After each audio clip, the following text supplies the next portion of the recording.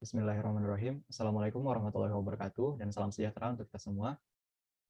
Perkenalkan kami dari kelompok 6, paralel 2, mata kuliah Konstruksi dan Bangunan Taman, RL 314, tahun ajaran 2021-2022, yang beranggotakan Dinda Nur Hafifah, Syifa Izzatul Fadilah, Abid Alfaras, dan Muhammad Faik Hanif. Kali ini kami akan membahas mengenai pemilihan spesifikasi bahan konstruksi beserta prinsip dasar mekanika konstruksi. Berikut adalah isu-isu yang akan kami bahas, terdiri dari 8 isu. Isu yang pertama mengenai prinsip dasar struktur desain. Sebagaimana yang kita tahu, struktur desain memiliki prinsip-prinsip yang harus diterapkan pada pengaplikasiannya. Yang pertama mengenai proporsi. Jadi hal ini merupakan hubungan dari konstruksi tersebut terhadap lingkungannya. Kemudian ada irama, yakni adalah interaksi dari dua atau lebih jenis desain yang ada pada dalam satu produk atau konstruksi. Sehingga hal ini mencegah adanya kemonotonan dalam desain. Kemudian ada balance atau keseimbangan, yang mana secara estetika ini diperlukan, baik secara simetris ataupun asimetris, sehingga bisa dinikmati secara secara maksimal dari segi visual maupun secara fungsional. Nah, dalam segi fungsional, balance ini juga sangat berpengaruh ya, apalagi dari konstruksi, hal ini sangat dibutuhkan untuk mencegah hal-hal yang tidak diinginkan dari adanya konstruksi tersebut, misalkan roboh, rusak, dan semacamnya. Kemudian ada kontras atau sebagai focal point dari desain tersebut. Jadi hal ini dibutuhkan sebagai point of interest konstruksi tersebut. Kemudian ada scale atau skala. Jadi dalam konstruksi sendiri biasanya penggunaan skalanya adalah untuk kegunaan manusia ya. Sehingga dibutuhkan skala yang sesuai dalam penggunaannya. Dan yang terakhir mengenai unity atau kesatuan, yakni prinsip yang bisa mempersatukan setiap prinsip-prinsip yang ada. Jadi setiap prinsip yang sudah disebutkan sebelumnya harus selaras dengan apa yang telah ada pada konstruksi. Sehingga hal tersebut harus menyatu dan bisa sesuai, baik secara estetika maupun penggunaan fungsinya. Selanjutnya adalah elemen taman yang umum diletakkan pada suatu taman. Yang pertama ada bangku, biasanya terbuat dari kayu, dari besi maupun dari beton. Kemudian yang kedua ada jalan setapak yang terbuat dari kayu, beton maupun batu alam. Lalu ada gazebo yang biasanya terbuat dari kayu, beton maupun besi. Kemudian ada lampu untuk pencahayaan di mana bisa dibuat dari kayu maupun besi. Lalu yang kelima ada planter box, biasanya dibuat dari beton maupun bisa juga dibuat dengan batu alam. Lalu ada air mancur, biasanya dibuat dengan beton atau batu alam. Hardscape lainnya dapat seperti pergola, kemudian ada patung, kemudian ada elemen hardscape lainnya yang jarang umum pada taman. Kemudian ada elemen lain seperti elemen lunak, yaitu elemen vegetasi. Kemudian ada elemen air berupa kolam yang biasanya ada terdapat pada taman. Material yang umum digunakan beserta satuan ukuran dan harga dalam satuan rupiah. Yang pertama ada semen. Semen itu memiliki peran sangat penting dan menjadi kunci kekuatan sebuah bangunan karena fungsinya merekatkan material bangunan. Harganya mulai 65.000 per 50 kilo. Yang kedua ada pasir. Campuran semen, pasir, dan air akan menjadi mortar yang berfungsi merekatkan batu bata dalam pembuatan dinding bangunan agar lebih kokoh. Harganya sekitar 200.000 per meter kubik. Yang ketiga ada kayu. Biasanya digunakan untuk rangka atap. Selain untuk konstruksi, kayu juga sering digunakan untuk kusen seperti pintu dan jendela, dinding maupun lantai. Harganya kayu kelapa itu terendah 64.800.000, yang paling mahal itu ada kayu gelam 65 juta dengan variasi ukuran yang berbeda. Besi dan baja. Besi baja merupakan material bahan bangunan dengan fungsi utamanya sebagai kerangka yang memperkuat struktur bangunan. Harganya mulai dari 12.000 sampai 200.000 dengan diameter terkecil itu 4 mm hingga 19 mm. Terus yang kelima ada batu pondasi. Batu pondasi menjadi bagian paling dasar yang menopang seluruh struktur bangunan. Harganya 200.000 per meter kubik. Kemudian ada batu split. Salah satu kegunaan batu split adalah untuk campuran utama beton cor. Harganya 210.000 per meter kubik. Yang ketujuh ada batako, bata merah atau bata ringan. Batu bata atau bata merah nggak bisa dipisahkan dari proses pembangunan rumah. Harganya 550 perak per piece. Terus yang terakhir ada atap galvanum sebagai penutup sebuah bangunan, pelindung dari panas dan hujan. Harganya mulai 117.000 hingga 312.000, ukurannya dari 3 meter sampai 8 meter. Kemudian prinsip dasar dalam pemilihan material pada elemen taman.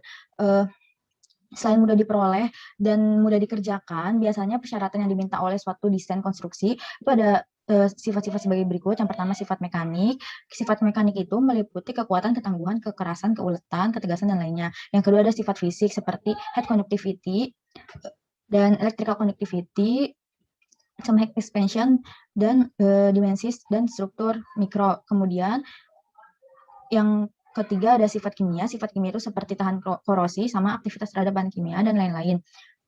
Selain tiga faktor ini, ada faktor lain yang dapat menjadi prinsip dasar dalam memilih material elemen. Terus faktor-faktor lain ini ada teknologi yang tersedia untuk pengolahan bahan sampai menjadi produk yang siap digunakan. Yang kedua ada faktor ekonomis kayak harga dan bahan produk, ongkos produk, harga material. Yang ketiga ada ketersediaan bahan, apakah bahan tersedia di pasaran, di mana dapat diperoleh dan seberapa banyak bahan yang tersedia. Prinsip dasar dalam pemilihan material pada elemen taman, selain mudah diperoleh dan mudah dikerjakan, hingga menghasilkan mutu yang sesuai dengan harga yang murah, biasanya syarat yang diminta oleh suatu desainer konstruksi meliputi sifat-sifat berikut. Yang pertama, sifat mekanik, meliputi kekuatan, ketangguhan, kekerasan, keuletan, ketegasan, dan lainnya. Yang kedua, sifat fisik seperti heat conductivity, electrical conductivity, heat expansion, dimensi, dan struktur mikro. Yang ketiga, ada sifat kimia seperti tahan korosi dan aktivitas terhadap bahan kimia. Kemudian selain itu ada juga faktor-faktor lain yang dapat mempengaruhi seperti teknologi yang tersedia untuk pengolahan bahan tersebut sampai menjadi produk yang siap digunakan. Yang kedua ekonomis, misal harga bahan produk, ongkos produk, harga material, dan lain-lain. Yang ketiga ketersediaan dari bahan, seperti apakah bahan tersedia di pasaran, di mana dapat diperoleh, dan seberapa banyak bahan yang tersedia. Selanjutnya adalah sifat mekanika elemen taman.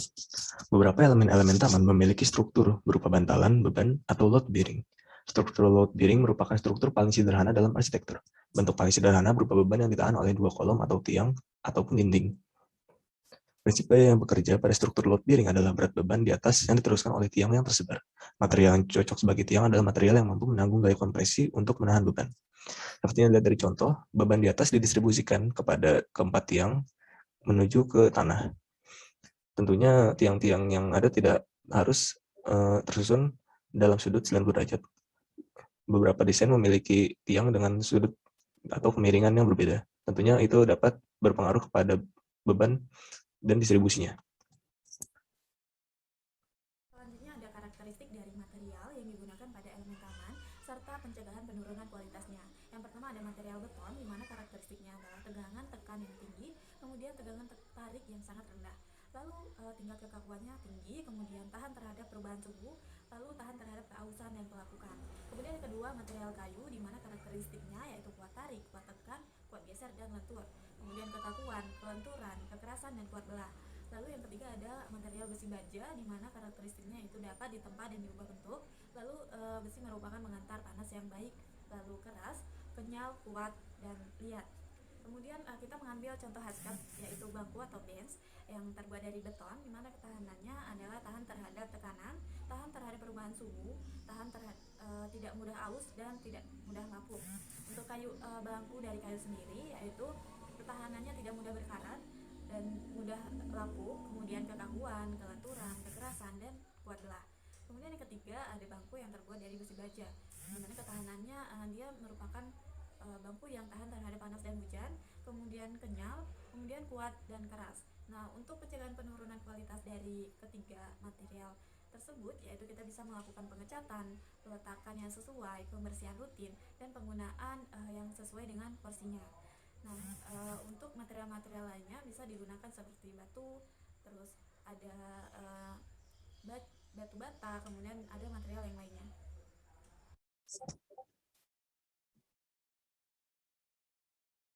Oke. Selanjutnya, kesalahan umum pada desain konstruksi. Yang pertama, ada kesalahan teknis pada perencanaan struktur. Perencanaan sangatlah vital pada berbagai proyek atau produk. Suatu desain pada struktur harus direncanakan sedemikian rupa. Kelebihan atau kekurangan pada desain dapat berpengaruh pada gaya yang bekerja pada struktur. Tak hanya itu, faktor fisika dari luar struktur juga harus diperhatikan karena dapat berpengaruh pada material struktur. Yang kedua, ada kesalahan pada material. Struktur yang tepat harus didukung oleh material yang tepat. Beberapa material cocok digunakan pada suatu struktur tertentu, sementara material lain tidak. Sifat fisika, kimia, dan biologis dari lokasi penempatan juga dapat berpengaruh pada material. Terkadang sifat fisik tersebut dapat berpengaruh pada ketahanan material sehingga elemen taman tidak bertahan dengan lama.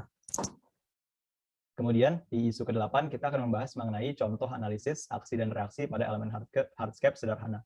Jadi aksi reaksi itu pasti hal yang dasar ya dalam suatu konstruksi, sehingga dibutuhkan struktur dan juga material yang sesuai. dalam penggunaan konstruksi agar tidak terjadi hal-hal yang tidak diinginkan. Pada contoh yang akan kita bahas pada gambar ini, merupakan bangku taman yang menggunakan dua jenis material. Untuk yang berwarna coklat, ini merupakan material berbahan kayu, dan untuk yang berwarna hitam, bisa kita asumsikan sebagai besi sebagai bahan dasarnya. Hal ini merupakan contoh yang baik secara visual, karena memberikan dua kombinasi warna ya. Variasi warna yang digunakan berwarna coklat dan juga hitam. Kayu digunakan sebagai penyangga awal untuk memberikan kenyamanan bagi pengguna, dan kemudian untuk fondasi atau struktur terlihat jelas di sini menggunakan besi ya. Dan itu merupakan bahan yang baik, material yang baik digunakan sebagai fondasi. Karena material tersebut kuat, mampu menahan beban-beban yang ada. Meskipun konstruksi struktur dan juga material yang digunakan cukup baik, namun di sini terlihat adanya ketidakefisienan dari elemen ini, yakni penggunaan bentuk atau struktur yang masih kurang maksimal. Di sini bisa kita lihat kaki yang digunakan pada bangku ini memang memiliki alas yang luas, alas yang cukup besar, dan membagi gaya aksi menjadi 4 bagian. Namun di sini pertemuan titik-titik beratnya itu masih kurang efisien. Di sini sebenarnya bisa diakali dengan cara menyatukan atau membentuk sudut tertentu di pertemuan dari besi-besi yang ada, sehingga gaya reaksi yang diberikan itu akan menyatu di titik tertentu dan juga menjadi lebih efisien. Sekian presentasi yang dapat kami sampaikan. Lebih kurangnya kami mohon maaf. Terima kasih. Assalamualaikum warahmatullahi wabarakatuh, dan salam sejahtera untuk kita semua.